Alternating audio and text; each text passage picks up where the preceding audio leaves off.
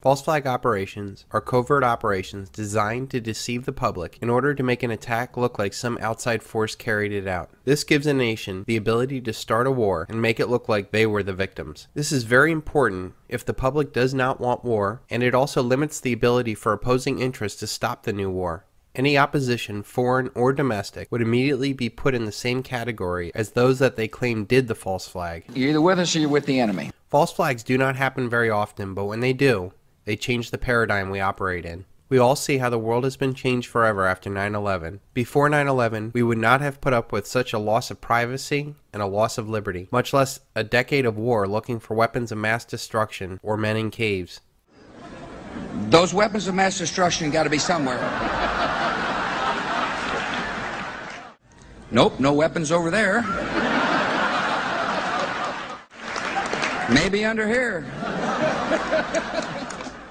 With the supposed death of Osama bin Laden and the supposed end of military actions in Iraq, I feel the decks are cleared for the next big event. Historically, false flags are military in nature, but I feel going forward they will morph into something much worse. Every system built on debt needs constant debt to be created, or the system implodes. If the criminal elite can expand the debt system through asset bubbles, then all is well. But what happens if they can't get more debt created? They need to either steal other assets to provide capital for the system, or they need a reason to create massive debts that the masses will sacrifice for. Wars do both. With war, the criminal elite can confiscate the natural resources of other nations and provide the context to create massive amount of new debt. Our paradigm is failing, and there is no fixing it.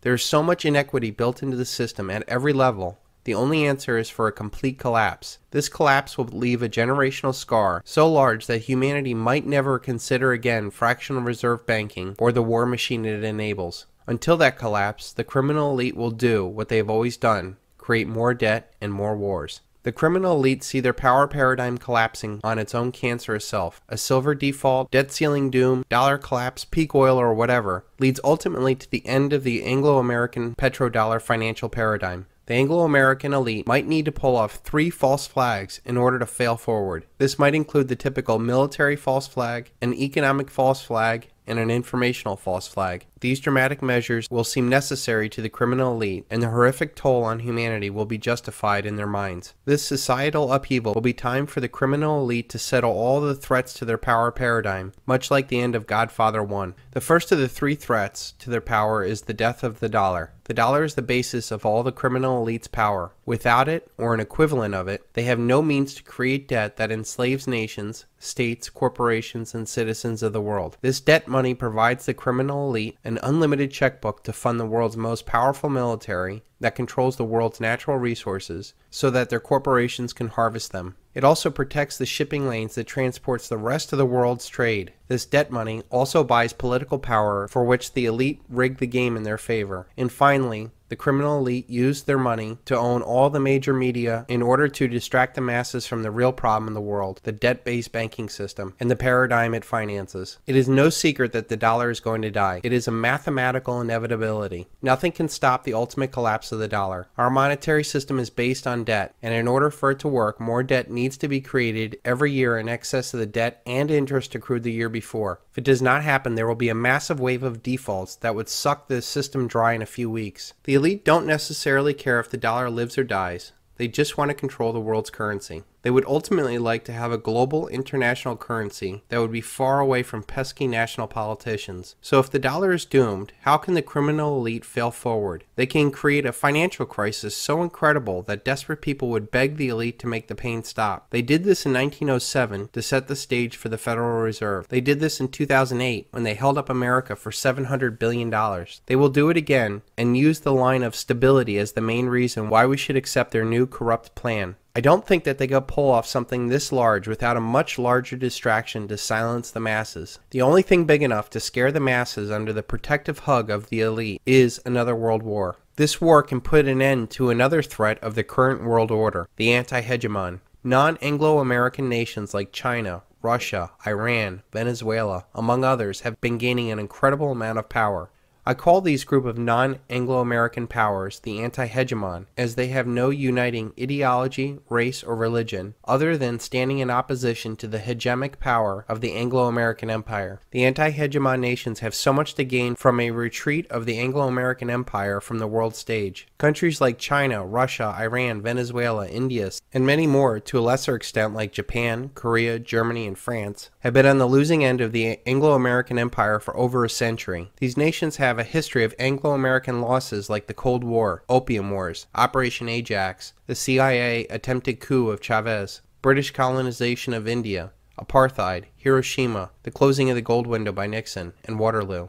These are only some of the examples the Anglo-American elite have used in the past to ensure their supremacy. The Anglo-American elite have used every form of deceit to change or cheat the rules in pursuit of world domination. I believe the most likely event for a military false flag will be an American ship sunk in the Strait of Hormuz, supposedly by the Iranians. In order to understand this, it is imperative to understand the petrodollar. After Nixon took the dollar off the international gold standard, the Anglo-American elite devised a way to back the dollar with oil. Without going into too much detail, the plan was simply for their Arab partners to raise the price of oil dramatically and only sell their oil for dollars. They would then recycle all of those dollars back into the Anglo-American financial centers. So if you ever wondered why the Arab nations that called us the Great Satan gave us all their dollars, you now know why. The defense of this petrodollar standard has led us to invade Iraq when Saddam Hussein sold oil for euros, and Gaddafi in Libya when he proposed that he and other nations sell their oil for the new gold dinar. This is also why so many sanctions have been put on to Iran. The Iranians opened up their oil bourse in 2008 to sell their oil for anything but the dollar. An attack on an American warship would be exactly what Dick Cheney plotted to do in 2008 before he left office. Here is an insider's account of that meeting from the famed journalist Seymour Hersh. That a few weeks later, a meeting took place in the vice president's office. Quote, the subject was how to create a casus belli between Tehran and Washington, he said. What you're writing there is that Cheney, there was a meeting in the White House where Cheney presided over, looking to cook up the next war, a false war based on false intelligence. Among the items considered and rejected, which is why the New Yorker did not publish it, on grounds that it wasn't accepted. One of the items was, why not, there was a dozen ideas proffered, how to trigger a war. The one that interested me the most was, why don't we in our shipyard, build 4 or 5 boats that look like Iranian PT boats, put Navy SEALs on them with a lot of arms, and the next time one of our boats goes through the Straits of Hormuz, start a shoot-up. Might cost some lives, and it was rejected because you can't have Americans killing Americans. But that's the level of stuff we were talking about, provocation.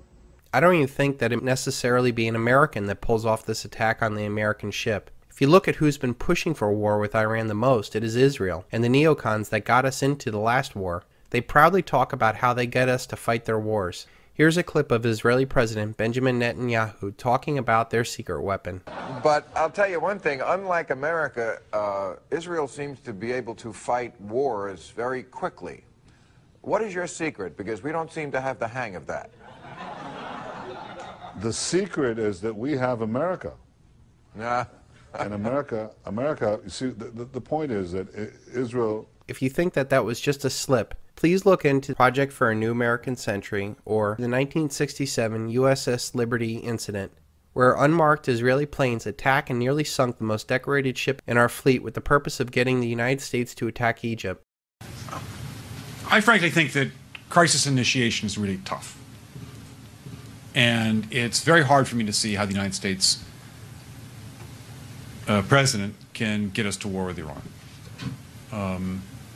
Which leads me to conclude that if, in fact, compromise is not coming, that the traditional way of America gets to war is what would be best for U.S. interests. Some people might think that Mr. Roosevelt wanted to get us into World War II, as David mentioned. You may recall we had to wait for Pearl Harbor.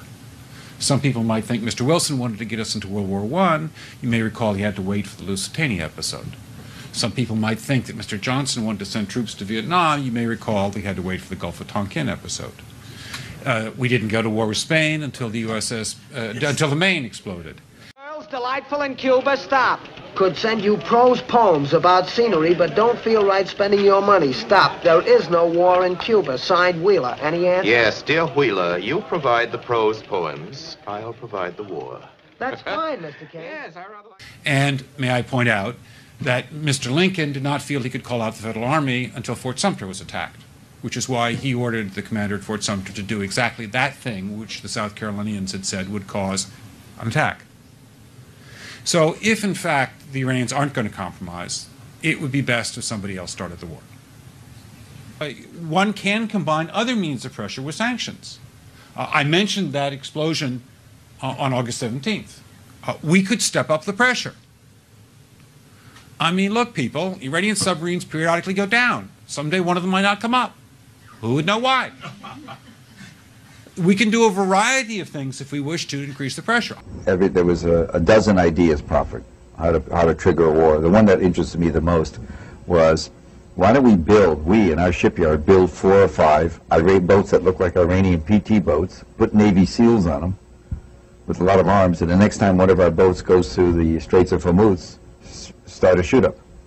But I'm just suggesting that this is not a either-or proposition. Of, it's just sanctions has to succeed or other things. We are in the game of using covert means against the Iranians. We could get nastier at that.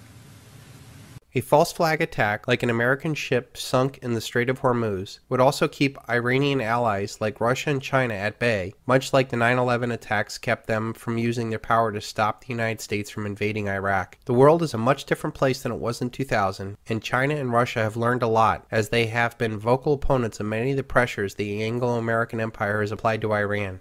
If China does rise in opposition, that would be something the Anglo-Americans could easily turn the American public onto them too. Our horrible economic conditions are directly responsible to those that own and control our paradigm, the criminal elite in Washington and Wall Street. That being said, the criminal elite will blame all of the problems on anything else in the world except for them. China could have purposely been made into a threat only to take them down in the future. Let me first state that I am no fan of China. Their elite have human rights violations against their own citizens that would make you sick to your stomach. But let's be honest, China would not be a threat if our criminal elite did not build them up in the first place. Our military-industrial complex needs an enemy to justify their war machine. The war on terror was a good ride, but after almost a decade, it's getting a little old. Our banking system needed another country to buy our paper Ponzi scheme, and China became the most obvious target after Japan gorged itself on our debt. Our elites made deals with the Chinese elites to move our manufacturing overseas to use their slave labor and pollute their environment. The Chinese communists got all the technology and manufacturing and dollars to build up China as a threat. Our elite did this to make tremendous profits and keep the dollar paradigm going. But in the end, I believe that our criminal elite may use China to be the next enemy in a paradigm-shifting war. Since China has now said no more American debt, the Federal Reserve has stepped up as the buyer of last resort. This has bought us some time, but there's a huge economic difference of recycling dollars already in circulation, like the Chinese dollars, than freshly printed ones like that from the Federal Reserve. The Anglo-American elite must solve Triffin's dilemma, where a world currency reaches its apex and must be allowed to default, but somehow not drag down the rest of the world with it. The elite have been trying to get regional and ultimately global currencies in place to solve this dilemma. Now, no nation is going to give up their power to create money, especially now that we're looking at the euro imploding. The only option, I feel, is to do it the old-fashioned way, through war. The only thing the United States is really good at now is exporting debt and bombs. There is way too much at stake for our elite to just silently walk away into the night without a fight. They are trying to keep things going by now fighting 4, 5, 6 wars in the oil-rich Middle East and North Africa region. But the writing is on the wall. The debt ceiling will continue to be raised, and money and debt will be created, and the war machine will continue to churn. This will not end because the elite will say, we can't do this anymore. If anything, history has shown that when the chips are down on the table, they will double down and go off to war. The destruction of the dollar will either be the cause of war, or war will be the destruction of the dollar. If there is an economic false flag, like a massive treasury sell-off, then it could be a cause of war with China. Or if there is a military false flag, it will cause the dollar's destruction and force introduction of a new monetary paradigm, possibly a global currency. The elite will use this upheaval to destroy any competitors. In the smoking aftermath of the war, they will impose a new paradigm based off of the same destructive seeds of the old paradigm. There is a third threat to the elite's power paradigm that can and should stop all of this. Freedom of information. There is no doubt the internet has gotten away from the criminal elite and that their lies have been exposed. Small sites all over the internet have shown over and over again that the emperor has no clothes. I can see an informational false flag to coincide with the economic and military false flag. They can falsely blame China or domestic groups like Anonymous for massive internet shutdowns. I believe that big corporations will still have a functioning internet, but small informational sites will be shut down for sake of quote-unquote national security.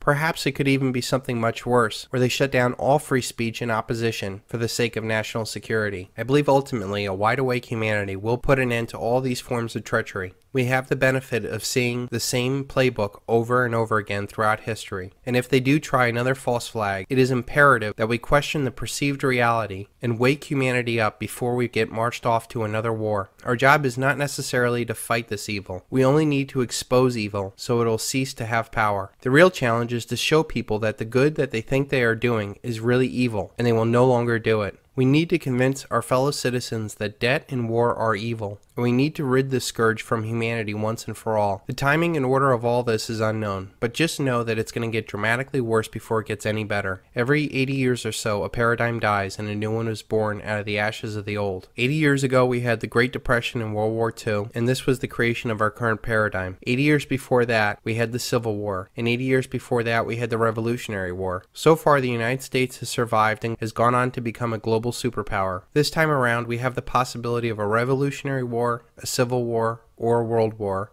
or a combination of all three. There is nothing in writing that says America will go on forever. In fact, given our horrible record on debt and war, this system deserves to die an awful death, so that humanity will never go back down this path again. Only then can we go about creating a new paradigm, one that resonates with who we are, built upon peace and understanding.